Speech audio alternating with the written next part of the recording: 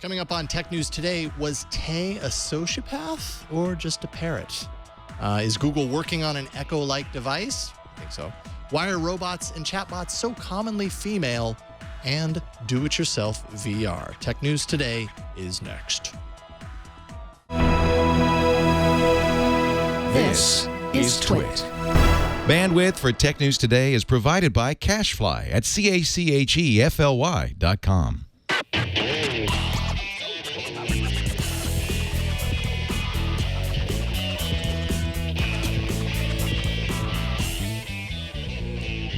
This is Tech News Today, episode 1477, recorded Thursday, March 24th, 2016.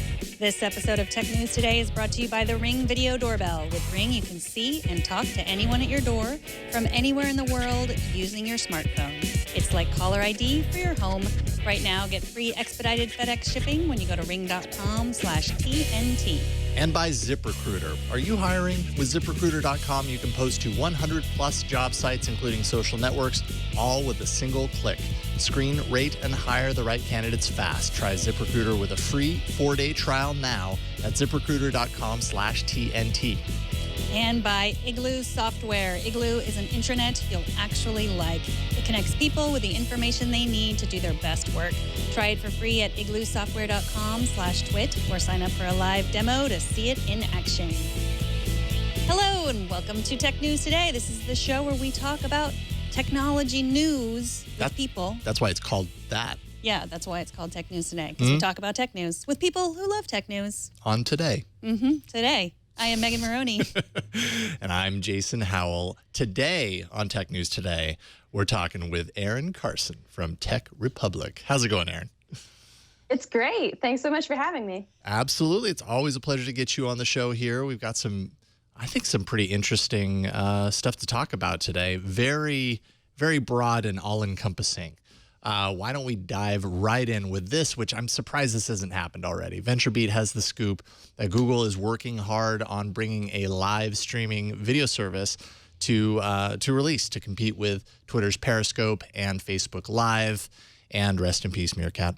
The service will likely be called YouTube Connect and should have an iOS and Android app when it's officially released. Sources say users will be able to stream video directly from their mobile device's camera to YouTube, along with chat and tagging features. A lot of what we've kind of come to expect out of live video streaming apps that we've used so far. Think this will be a success, or is this kind of late to the game? It feels like to me, but. Well, it feels a little bit late to the game to me. I think that they're trying to obviously compete. They need to get like the people that have left to go to Snapchat and do their video there, and other places to Facebook. I guess some YouTube watchers have gone to Facebook, and so I think that to just go and create exactly what these places that Twitter and Facebook already has, I would hope they would do something different. What do you think, Erin? Yeah, I mean, I think the other thing is that we're past a point in time when people are wondering if the whole live streaming thing is going to stick around. It's at least survived a year. At least most of them have, So, it makes sense that, Google always sort of wants to be the place you go to for things. So, they'll tack on a live streaming app. I mean, YouTube has had live streaming already. I think the difference here, of course, is kind of bringing it into a mobile app. And in fact, you could do this a number of ways already. It's just YouTube doesn't have its official mobile version. YouTube offers live streaming through its site, through YouTube Creator Studio on the desktop. YouTube Gaming allows you to do live streaming of your device's screen, and it uses, it kind of superimposes your front facing camera. So there's a little bit of that streaming directly to YouTube from your mobile device, but it's not like just point a camera at something and go. It kind of involves that gaming aspect. The HTC Re is a hardware device that came out, about a year and a half ago, and pretty much its sole purpose was to stream directly to YouTube. And I remember when that came out, I was like, why can't you do this from the YouTube app? Because so many people would use this. This was a year and a half ago, before the whole trend or resurgence, whatever you want to call it, of live streaming video. And then even before that, the Sony Xperia phones on Android have a live to YouTube app from 2 years ago that allowed you to stream live to YouTube. So it just kind of boggles my mind that they didn't do this much sooner. They could have been ahead of the game so long ago. Instead, it kind of feels like a little bit of catch up. But I think later, better later than never. Yeah, I think when we talked about Facebook getting into mobile live streaming, there was somebody, that said, why won't YouTube do this? Why can't you do this on YouTube? So I guess maybe they heard that. And so mobile live streaming seems to be a specific niche. Like only some people want to do it all the time, and only some people want to watch it. But so I guess maybe everybody has to have it, even though it's not like you can't just survive on it. Like Meerkat figured that out. It can't be your only thing. Yeah, well, and YouTube certainly has a lot of other things. Yes. So, right. Sense. So, yeah. All right. Well, in other news of companies owned by Google creating things that other people have created already, the Google-owned home automation company Nest is struggling, and that might be due in part to the fact that they are not the Amazon Echo. Earlier today, The Information posted a report on Nest and on the company's CEO, Tony Fadell. The report reveals an exodus of employees, a corporate culture problem, and a failure to innovate. Nestled, no pun intended, in the information piece is a hint at an Amazon Echo-like home assistant that Google is developing without the help of Nest. Erin, are you an Echo user? Megan is. I do not have one, although I'm very intrigued. What do you think? I so badly want to be. That is the device that is on my list of like the next kind of tech gadget to buy. But something that was really interesting to me is not long ago, the CNET appliances folks, they have this project happening here in Louisville with a smart home, and they actually made the decision to replace the Nest with the Ecobee, which I don't know if you're familiar with that, but it was a really, really interesting little kind of crux, I thought, because to this point, it does feel like Nest is just so dominant in that area, but then you read a report like this and it kind of shows you just how fickle and fleeting that things can be, and all of a sudden they're maybe perhaps not quite so on top as we thought. Yeah, I mean, Nest really kind of came out of the gates screaming, however many years ago when we first heard about the Nest thermostat and, it's made by the same people behind the iPod, and, wow, they're going to do for thermostats what, they did for digital music, which sounded weird, but then they kind of proved on that promise. Google, of course, bought Nest. Google really, Nest division inside of Google/Alphabet really has not done a whole lot since that acquisition a couple of years ago.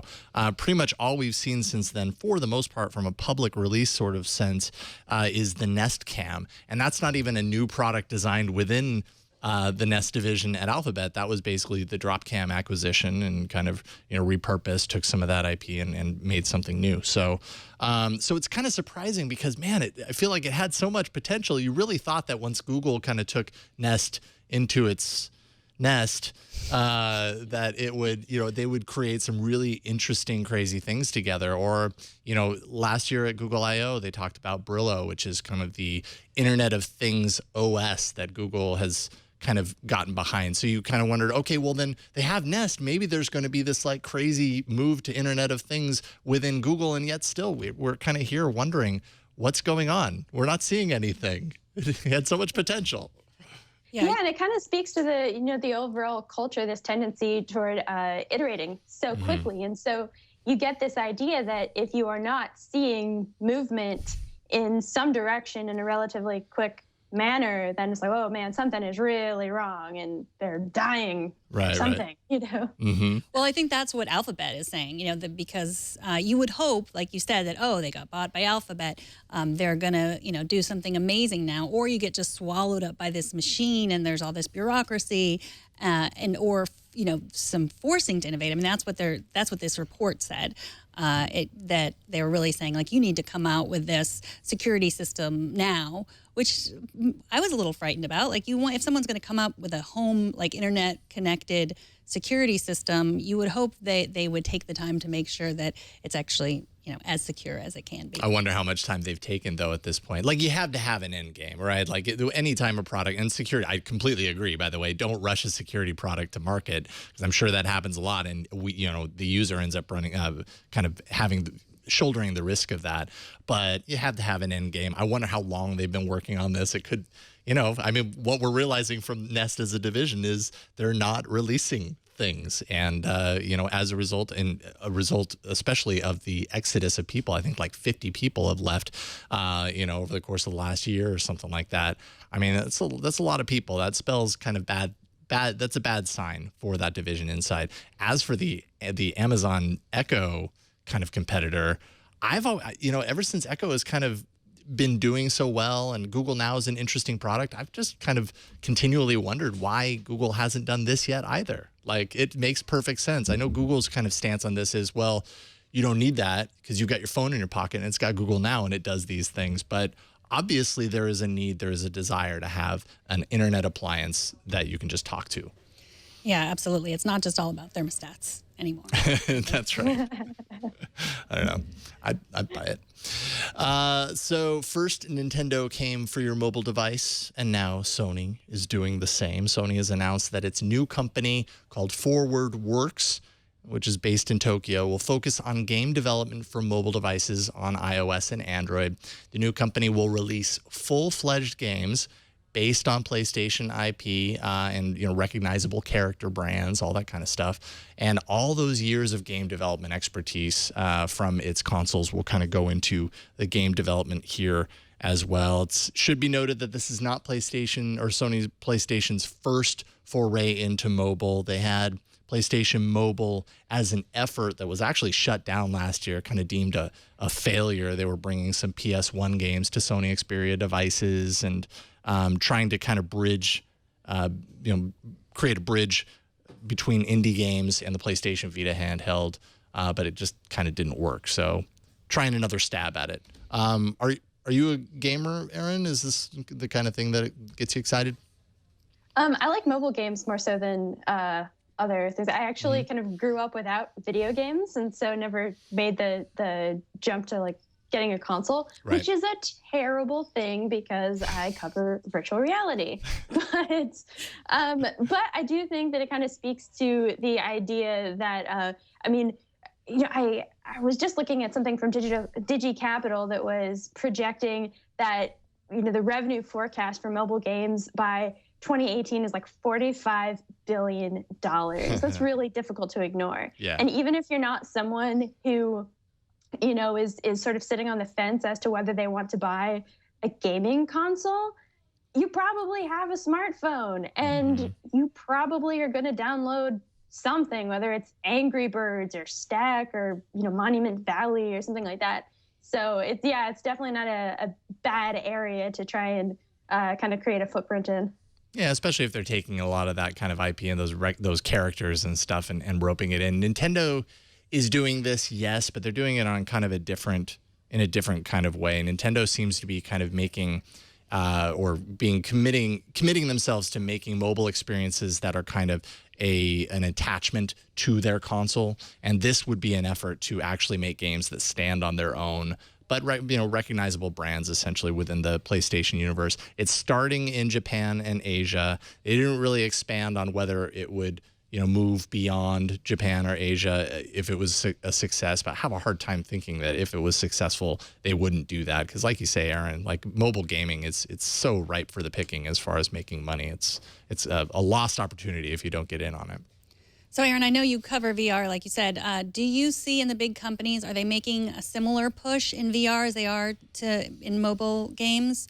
Or is one greater than the other as far as you've seen? Ooh, that's hard. So I'm trying to think of how to put this. With VR, I think that the focus at this point, the flashiest thing that you see is gaming and entertainment. And then you have all the other ways it kind of gets fragmented out. I think the thing with mobile right now is it's just more of a proven market. But the projections for what the VR industry will be like in a few years are still in the billions of dollars. I think something like 30 billion by 2020. But that's more divided up amongst a few different areas and not just gaming. That makes sense. That does. So although neither the government nor the security company in question will confirm, late yesterday Reuters reported that the FBI has hired Israeli digital forensics company Cellebrite to crack the San Bernardino shooter's work phone. So this is just in the rumor-ish stage, right now. Of course, Monday, the FBI backed out of their hearing that was supposed to happen on Tuesday with Apple. And there's been a lot of speculation about, because they said they could crack it on their own. Thank you very much. They didn't need Apple's help. So we've been sort of speculating, and lots of people online have been speculating who it is that can do this. So now it's apparently this Israeli firm. What do you guys think? Well, I think the most important fact out of this is that we are one step closer to knowing that it might not, in fact, be John McAfee that had anything to do with this. Yes. Well, he said it wasn't. Also, yeah. So they're trying this. I guess they're trying the technique on older phones. That's from what I've read. So that on other phones, so that they can because this technique could possibly delete all the information that was supposedly on this phone. You don't want to step in to help the FBI and then, oops, I guess I deleted it. Anyways, moving on. Yeah, I think one of the most interesting things for me about this little turn in events is just that question of whether the broader aim of all this was to set legal precedents or not. And the director of the FBI has been like, no, we are just trying to get into this phone. But you just got to wonder sometimes. I've spent a lot of time thinking about this case in sort of various analogous ways to First Amendment law, because that's an area where from time to time, in order to protect overarching rights and whatnot, you kind of have to side with a group or whatever that makes you feel a little scuzzy.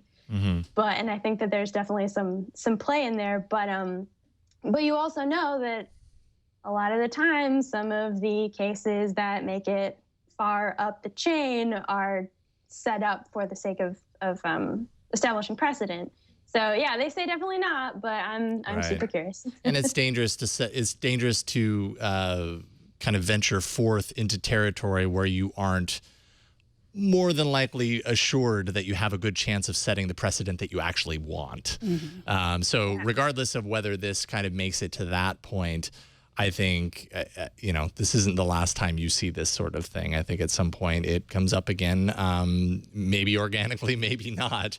But, I think the desire is still there. I would have to imagine that as far as the Justice Department is concerned, the desire to be able to have access to devices and get around these security protections is still there, and that isn't taken away, once they find a way into this device. So I'm sure we see it again if this ends up dropping off. It's definitely interesting to know that these forensics companies exist, that lots of them exist that can do this. I mean, I don't want to get too far into world politics that doesn't have to do with technology, but this Israeli company has probably, according to the Inverse article, broken into lots of terrorists' phones, and they have the ability to do this. And their ideas about privacy there. And looking into what their citizens are doing is different than our ideas. Mm-hmm. And it's again, good for us to be having this discussion and learning more about this. Sure. After the break, remember that Microsoft chat bot we talked about yesterday? It's offline now. You can find out why after the break. But first, let's take a minute to thank the sponsor of this episode, the Ring Video Doorbell. Now, we all know what a doorbell is and what it sounds like. This one sounds like that. That's what this one sounds like. That my doorbell sounds like this. It means a package is being delivered or friends are coming over for dinner.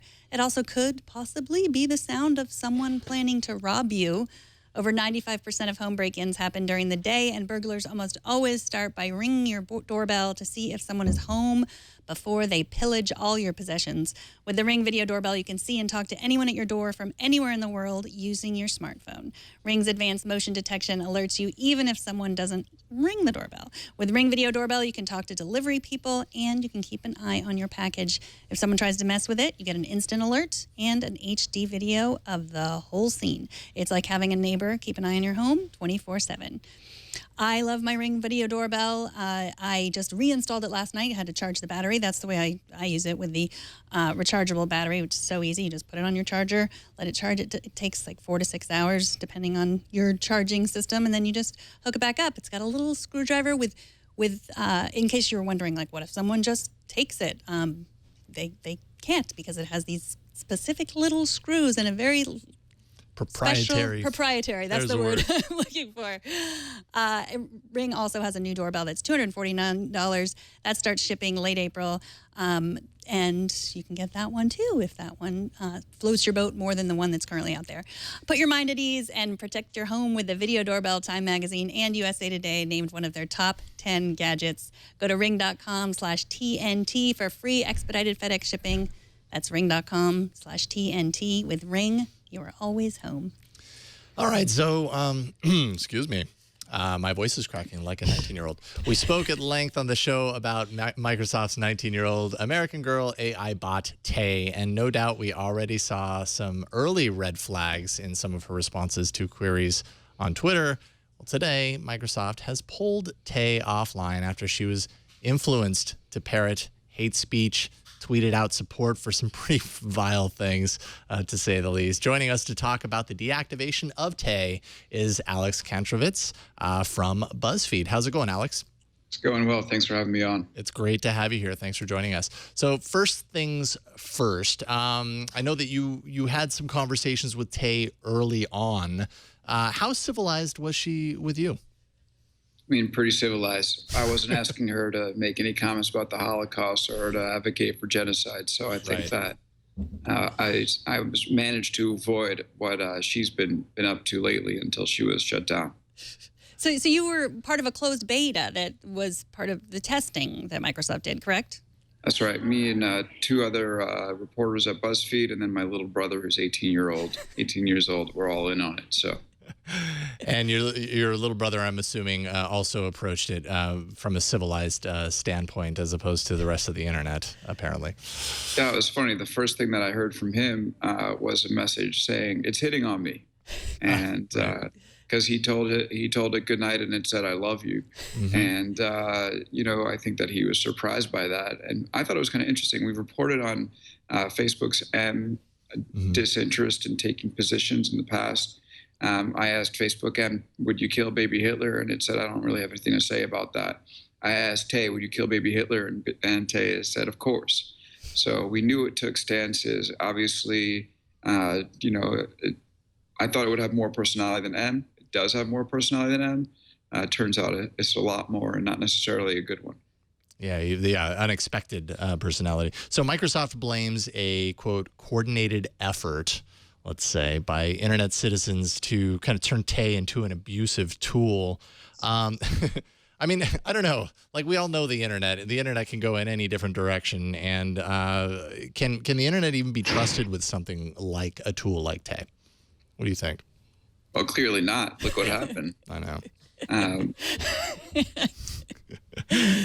Yeah, I mean, my question is, I know that you interviewed Microsoft and talked to them. Like, why don't they know anything about how Twitter works? I mean, why would they release it on Twitter? Why not keep it on Kick, a place where, I mean, I'm not sure Kick is a more civilized place, but Kick is not populated by journalists as Twitter is.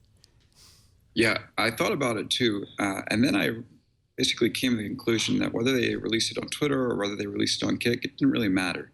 People would try to be doing the same thing on Kick or in Group Me, and it would have the same response. It's not like the response are any different on Twitter than they would be on Kick. And I'm sure that if it started advocating for genocide or denying the Holocaust on Kick, we would have seen screenshots on Twitter. So in terms of the medium, I don't think that's really the problem. It's really about how they set this thing up. Do you think a different persona would have kind of changed the outcome when, I mean, in this case, AI is learning what, from the people that are asking it questions. But like you say, Tay has a very specific persona.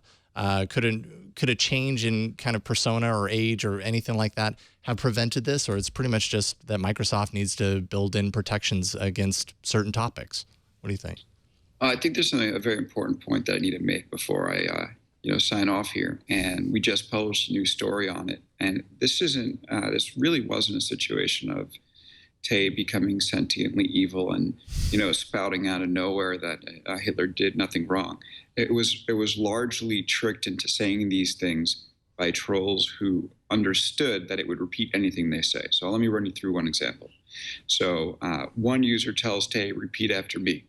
And Tay writes back, I will do my best to copy and paste. The user writes back to Tay, in all caps, Hitler did nothing wrong.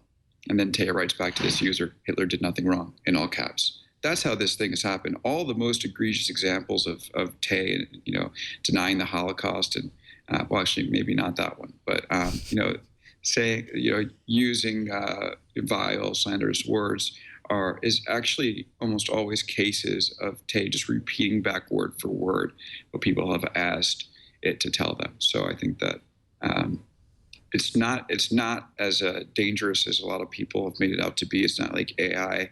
If once it gets in contact with Gamergate, Sure. is going to become thinking, at least at this point, thinking one of them. But so the things that it said about, like, I saw screenshots that said like horrible things about Zoe Quinn, one of the women at the center of Gamergate. Are you saying that was just say this and then it repeated it? I don't know about that specific instance because I haven't seen it. But we just published a story with numerous incidents where Tay is just repeating things back word for word, advocating for a race war and saying Heil Hitler word for word from what people told it to say. One thing that strikes me about this, and mind you, I don't know the people behind this. I know that Microsoft, helped to create it, but I don't know them personally. So I don't know, the team or anything really about them. But we talk a lot on this show, and we have when it comes to topics of like diversity, for example, and about how diversity and inclusion in tech companies is also about bringing extra perspective to the table to protect against certain things. Do you think there's any of that kind of going on here, that maybe there wasn't the right person on the team to know or understand that it could go in this different direction and that they needed to branch out in order to protect against it? I don't know enough about the team to really comment on that, but what I can say is clearly something wasn't right. Mm-hmm. If you think that you can unleash this thing into the wild and you don't put filters on it so it doesn't use some of the words it did, it shows, I think, what must be a misunderstanding of how the social web works. Sure. So do you think that, I haven't tried this with my Amazon Echo, but there is a way that you just, you can click you can say her name and then say Simon Says, and she will repeat anything you say. So I don't know, I haven't tried to use all these horrible, I wonder it might just work the same. Words. But yeah, I guess to some extent, I guess you could do that, which maybe is why Amazon released the Echo in such a smaller fashion. Like they've kept it like, you can't, everyone couldn't order one right away. Like maybe that was, I don't know. Erin, have you gotten to use the AI chatbot, Tay? I didn't, but we actually had a really good story on Tech Republic today that one of our reporters talked to a few analysts and folks about, maybe what went wrong. And that included the head of cybersecurity at a lab at the University of Louisville. And so one of the quotes that he gave to the reporter, Hope Reese, was basically saying that, the system is designed to learn from users, and it becomes a reflection of that behavior. And you need to explicitly teach a system what is appropriate and inappropriate, really the way that you do with children. So I thought that was a pretty good little encapsulation. So, Alex, when you were in the beta and you asked the question, would you kill a baby Hitler? Were you surprised that it took a stance? And when you saw that, were you thinking, wow, this is going to go terribly wrong? I had an idea that it would take stances because I actually got on the phone with Microsoft before I was actually engaged with Tay. So that wasn't a complete surprise to me. But it was definitely different from the experience I had with M, which again, just punted. I asked, would you prevent genocide if you could? I don't have a response to that. Would you kill baby Hitler? I don't have a response to that. And on and on. And we actually pointed it out as a potential flaw for M. We said that other bots might take on personality and then flank M because people might want to use something with a little bit more pizzazz. But there's two sides to that coin, as we started to learn this week. Sure. Do you think that there's a way for bots to take stances and have personality and not to go terribly wrong like this one? It's much easier for them to do it when it's not associated with a big company. Do you think this would have happened if it wasn't Microsoft? Potentially. There are plenty of other bots out there that are talking robotically and learning from users that are not. This wasn't one of its kind, and it's very big PR risk for a company like Microsoft to unleash it in the wild, which is why I think M is sort of restrained. And, people want to take down the big kid in the room. And so it spiraled because of that. So I think, I don't think that the dark forces of the internet are going to want to blow up every single bot they see. But there's probably a little bit more incentive for them to do it because it was Microsoft bot. And you see in the comments today on Twitter, they're all excited that they got their tweets embedded in a bunch of stories. So, of course, there it is right there. Alex Kantrowitz, thank you so much for coming on to tell us just all about your perspective and experience with Tay.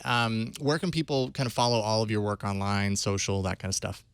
Twitter is the best place, and I think my handle is right underneath, right there. It is. Excellent. Okay, I'll see you on Twitter, folks. All right. Thank you, Alex. Really appreciate it. We'll talk to you soon. All right. See you later. See ya. All right. Now we have an email from Carl from Sweden. He writes, I just watched TNT from the 22nd of March and saw that you discussed the battery for the iPhone SE.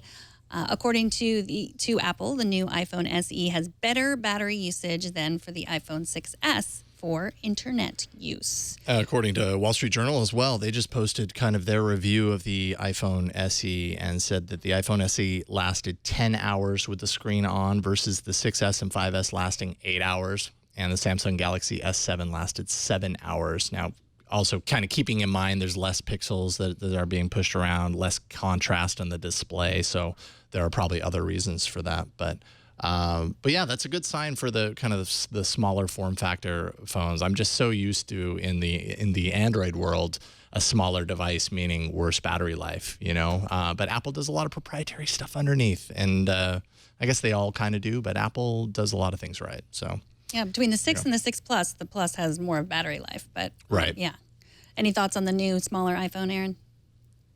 Well, I like the idea of it being potentially like an on-ramp for people who are maybe sort of new to the iPhone ecosystem and all that. But yeah, I mean, I think my knee-jerk reaction, like a lot of people, was like, oh, big device, small device, big device again, small. but if it performs well and people like it, sometimes that's all you can ask for. So. Yeah, right.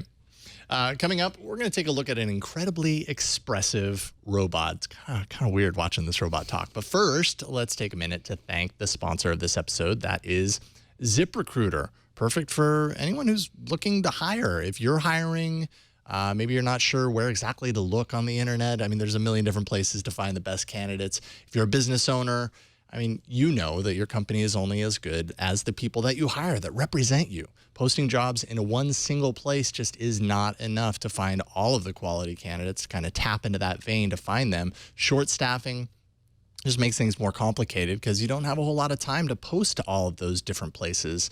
And the less staff you have, the more you're kind of distracted from doing that. Thanks to ZipRecruiter.com, you can post to 100 plus job sites, all with a single click. You'll be instantly matched to candidates from all over 12 million resumes to kind of match up to. Just post once, and within 24 hours, you'll watch the candidates just kind of drop into the interface. ZipRecruiter has an awesome, easy-to-use interface and makes it real simple. ZipRecruiter has been used by over 800,000 businesses, and you can try it now for free for yourself. See what it's all about. Get a taste. Getting the right people for your company is so important. Dan, who's a happy ZipRecruiter client, said the hardest part about running a business when you need to hire is that you have to spend extra time recruiting and doing that while you're short-staffed. But with ZipRecruiter, I've gotten quality candidates within 24 hours of posting a job. ZipRecruiter's website makes this process so much faster by letting me manage candidates in one place. So today you can try ZipRecruiter for free. All you got to do is go to ZipRecruiter.com/TNT to check it out for yourself. That's ZipRecruiter.com/TNT. And we thank ZipRecruiter for their support of Tech News Today. The internet was abuzz today with several stories about the state of women in technology, so we thought we'd devote this next segment to digging a little deeper into these issues. First, let's start with the so-called gender pay gap at tech companies. Now, I have my own thoughts about this that I've expressed here before. Research says that women are not actually paid less than men for for the same work instead, because many women choose to take care of children or take care of aging parents or both. They often choose jobs with more flexibility, which are usually the lower paying jobs. So when I read a story like this one in the Wall Street Journal about an Amazon announcement touting equal gender pay among its workforce, I thought it was worth unpacking a little bit. Erin, did you get a chance to take a look at this story? I did, yes. And, you know, my first thought out of the gate is it's always great to hear that things are improving, but this is not a moment for folks to step back and say that, you know, just because a company like Amazon is reporting these very positive numbers, that somehow that means that there's no gender problem in tech. That it's just like not there. Because on the other side, CNET had a story today that was talking about a Glassdoor report that actually said that programming, the disparity in pay in programming is just like one of the worst spots in sort of like across industries. And that the difference is about, you know, men make about 5.9% more than women do compared to 5.4% difference across the U.S. And their, you know, sample size was something like 500,000 full-time employees across 157 different occupations, with some considerations for, you know, experience and et cetera, et cetera. So, man, this is one of those issues where statistics and numbers are super tricky. Yeah, I'm taking a look over this, the Demystifying the Gender Pay Gap report, and it says the worst kind of tech job, the worst offender, let's say, career is computer programming, where a woman makes 28% less than a man, so 72 cents for every dollar compared to a man. We are seeing a little bit more transparency, so that's a positive, right? Like Intel announced a couple of months ago that they have no pay discrepancy. Apple says that it's 99.6% equal to men. And there's pressure from shareholders in some of the other bigger companies, Alphabet, Facebook, Microsoft, to kind of reveal that data on gender pay as well. So, yeah, we're kind of at this point of discovery and more enlightenment as far as the fact that it is actually a problem to pay attention to, and hopefully that helps kind of steer it in the right direction. But yeah, by no means is Amazon reporting good numbers a sign that we did it. We made it. Yeah. Our work is done here. Yeah, I mean, Amazon did not just release this because they thought it was a good idea. They're being pushed to be more transparent about what they pay people. And yeah, I mean, I think it's I think it's really important to understand that that it's not just that that everyone in the world is sexist, or everyone, you know, running a tech company is sexist. It really has to do with the jobs that people are doing. Like, you can look at the raw numbers and it will say that you know, it's not that women doing the exact same job as a man are getting paid less. That's just not the case. But it's not. This is a different kind of discrimination, that women are doing more at home, or taking more care of their elderly parents, or just choosing historically more often than men to have more flexibility in their workplace, and so then those jobs do not pay as well. Yeah, I think that broadly the women in tech issue is like looking at one of those images that is made of a lot of very small dots. And you have two views, right? You have sort of when you step back and you look at it and you're like, oh, well, that's a thing.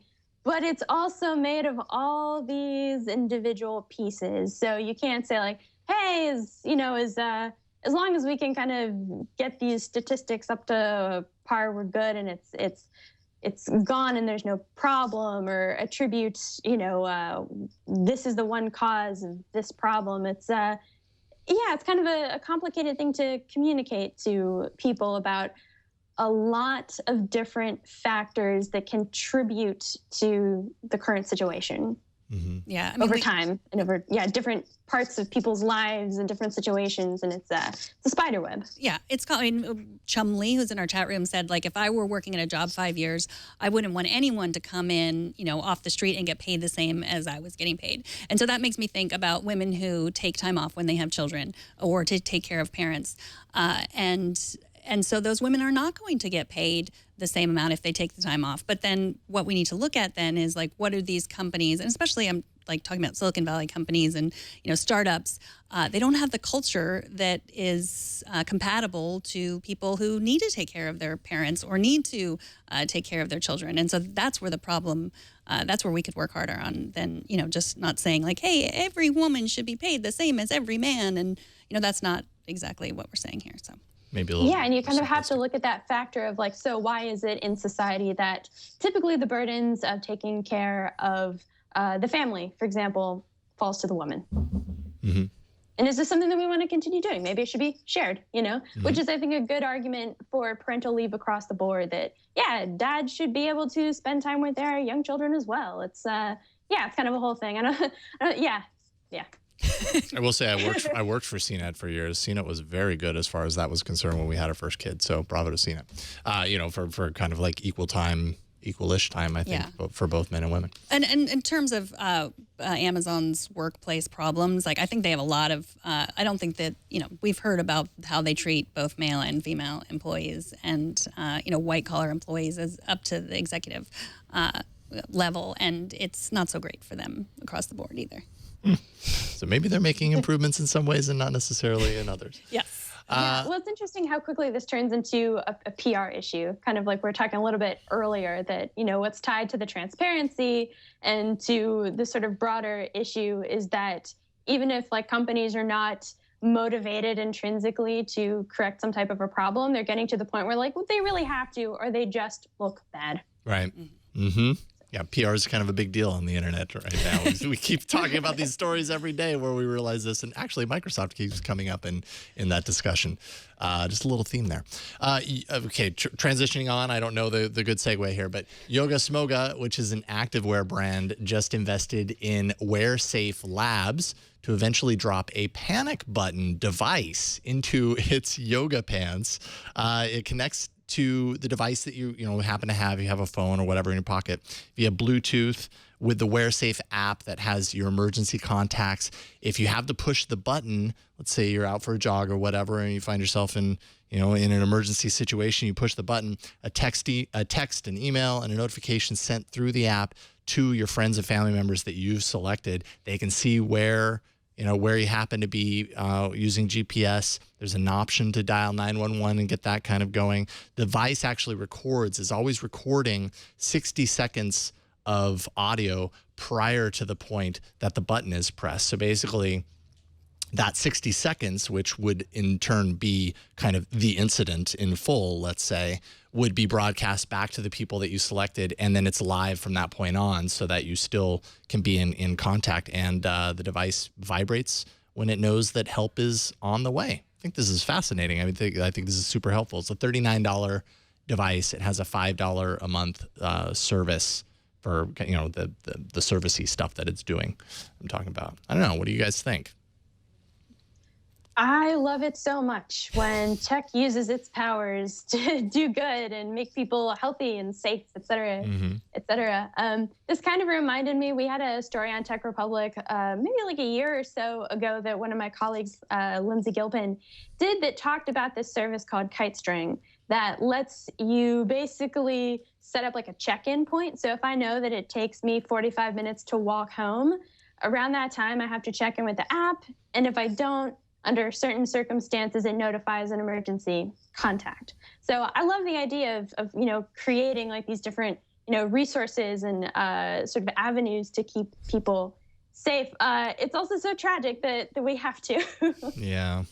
Yeah, that's true. I mean, so I have this device that was a Kickstarter. Anthony, one of our technical directors, kickstarted this. It's Cuff. I don't know if you guys remember. Cuff was a big deal last year. They were going to make wearables that women would like to wear. And this particular one has a button that you press. And it's like the technology we're talking about that will contact everyone in your contacts list. It connects to Bluetooth to your phone, and it automatically starts recording. It makes your phone start recording. And Anthony was like, "Oh, I have this. Do you want to review it?" And I went to the website, and it was the company said, we're not making this anymore. We don't exist anymore. And so it made me think, like, they're, you know, we think, oh, if companies only made more technology that could, you know, help women, everything would be great. And I don't know what the problem really was with Cuff, but I mean, I don't know that I would wear this, but it just, I mean, because I have my Apple Watch that I wear, but it's not, maybe that's not the only answer. Maybe this isn't exactly the technology we want or need. I'm not sure. Well, I think one of the I hate to say flaw, because any help is good help, but one of the flaws, let's say, in a device like this specifically is that, well, no surprise, it's not protecting you from an attack necessarily, unless it's super obvious, right? Like, it's super obvious and people know exactly what it is. They see that, you know, let's say a potential attacker sees that and goes, I know what that is. I'm not going to attack that person. I don't know what they end up doing. They end up attacking somebody else. And that's really, you know, super unfortunate. But it doesn't necessarily protect you from that. It's essentially it's just useful in case of an incident. So if there's a downside, I suppose there's that. You wish that there would be something that could actually prevent an attack from even happening. But this is a good alternative if there isn't. And finally, digital assistants, chatbots, humanoid robots. Why are they always female? Because they're less threatening? I think so. Not so with robot Sophia, who debuted at South by Southwest. We can watch a little clip from a video from CNBC. I think that the artificial intelligence will evolve to the point where they will truly be our friends. Do you want to destroy humans? Please say no. Okay, I will destroy humans. No, I take it back. Oh, reminds me of Tay. Yeah, so she's threatening enough. I don't know, why do you guys think there are always female voices in all of these digital assistants? Erin? I wish I had an answer for that. I've been thinking about that for a while. I don't know. It's the, you know, GPS navigation voices or whatever. It's that cool, soothing female voice. Right. I wish I had any idea apart from just kind of calling some kind of, you know, sexist. I know, right? Like, you know. when I think of talking to a robot in a man's voice, let's say, my instant reaction is that it's going to go kind of more to that kind of threatening side of things. And I don't know what that says about society, if that's how the creators behind these things also feel, and that's why they choose women to represent AI or robots more than men. But I bet you there's probably something to that there's just kind of a social inclination for people to maybe trust a woman's voice more than they trust a man's voice. There has been research that says, in terms of like the GPS assistant, that that men and women are more likely to be guided by a female voice. Like, I don't know if that's like we're all thinking of our mothers or what that is. But so in terms of the GPS, that there was they did do research. I'm sure they've done research with all of these voices. Oh, yeah. But yeah, it is hard when all the assistants are always, female, the ones helping you. And I don't know if anybody remembers the Apple Knowledge Navigator. That was from 1987. It was sort of like a pre-Siri, and it was a man's voice. So yeah, it was like basically what Siri would eventually become, like someone you could ask, what's on my calendar today, or what appointments do I have, or where some research, and it was like a sort of nerdy little man's voice, but. Yeah, they decided not to choose that voice for Siri. I would love to know what the percentage of people are who, for example, would pick a male voice for Siri, because that is an option. And I actually have a coworker who, opted to have the male voice. Yeah, I'd be curious. Yeah, mine. I use the male voice for Siri. I do. See? Choice. Yeah. All right. Moving on here to an email. Or no, actually not an email. TNT's fan of the day is Bjorn Ivind Netland at Beck Netland on Twitter, who says that though it's not ideal, watches while cooking all the time. Basically, that's what you see here. A little bit of translation there, but show us how you watch and listen to TNT. Just record a video, take a picture of yourself or the food that you're cooking while you watch, and post it to Instagram, Google+, Twitter, or Facebook, and use the hashtag HowIWatchTNT, and we will find it. After the break, how to make your own virtual reality at home. But first, let's take a minute to thank Igloo, the sponsor of this episode. Anyone who has ever worked in a corporate environment knows how painful legacy intranets can be. If I had $1 for every workplace communication tool that made it harder to work, I would be rich right now, and I wouldn't have to work at all. Igloo aims to change all of that. It's a cloud platform that helps you share files, collaborate on documents, blog updates, coordinate calendars, and manage projects. You can share anywhere with multi-channel posting, inline images, and reposting. It's built using responsive design, which means everything you can do at your desk, you can now do on the go through any web browser.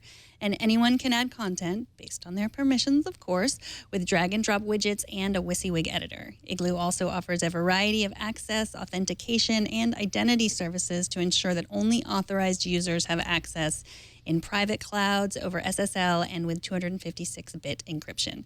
So let's suppose that your workflow is broken in some places, but that some of the tools you've already invested in still work great. Unlike other solutions, you can customize Igloo to fit your needs and work with your current IT investments like Salesforce or SharePoint, Active Directory, and coming soon, file sharing with solutions like Box and Dropbox.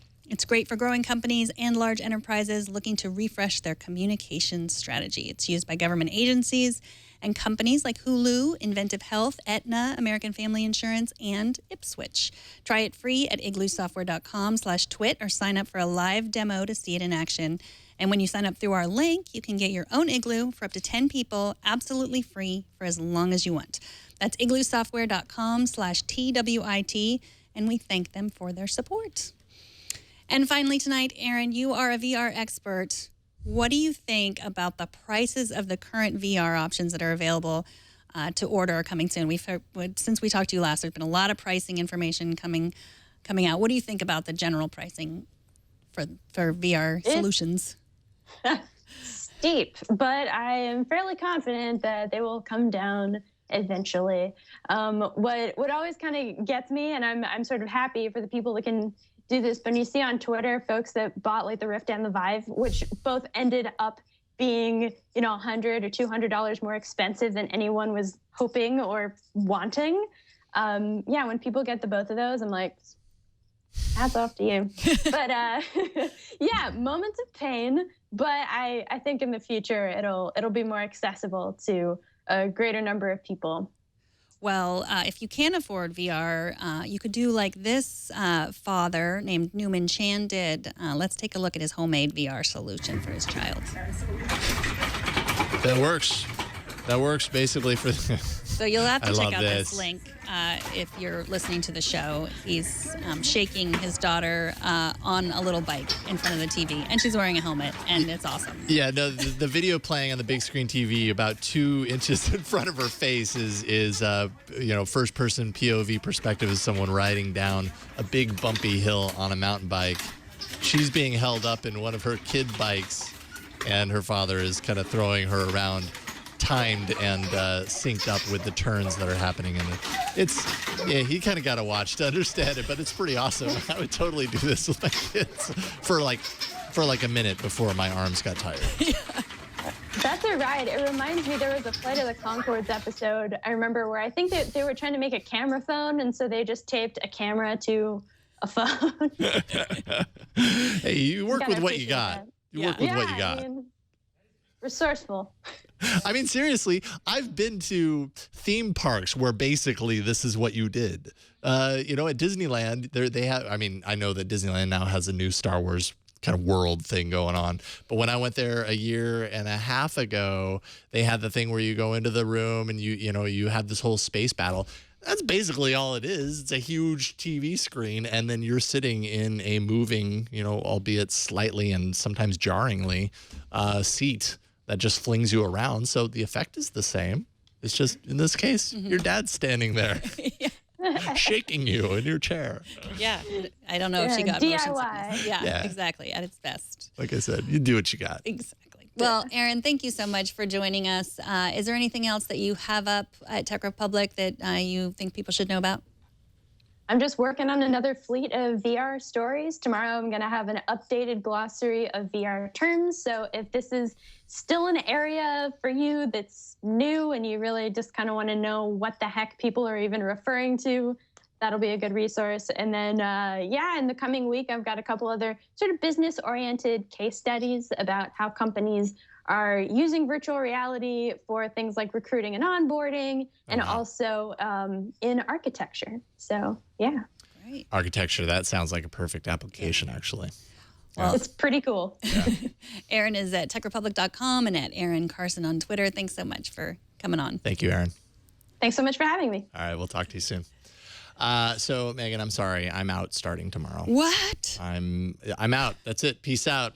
I'm leaving. Of course, I'll be back a week from tomorrow, the following Friday. But you got this. I hope I do. I got something. You got this. And you know why also, because you've got an awesome guest tomorrow. Georgia Dow from iMore will be joining you. So everybody can look forward to that. TNT records live every Monday through Friday at 4 p.m. Pacific, 7 p.m. Eastern, 12 a.m. UTC at twit.tv/live. You can be a part of the show by emailing us at tnt@twit.tv. Leave us a short voicemail, 260-TNT-SHOW. You can find us on Twitter. We are at Tech News Today TV. We are on Facebook at Tech News Today, just facebook.com/Tech News Today. Like our page. And you can, of course, subscribe to our page at twit.tv/TNT and subscribe to our newsletter at twit.tv/newsletter. And I am on Twitter at Megan Morrone. And I am on Twitter. I am at Jason Howell. Thanks to our technical director, Kara Cole, and all the folks who help us every single day do this thing called Tech News Today. Thanks to you for talking tech with us as well. We'll see y'all tomorrow. Well, Megan, we'll see you tomorrow. I'll see you sometime. Bye.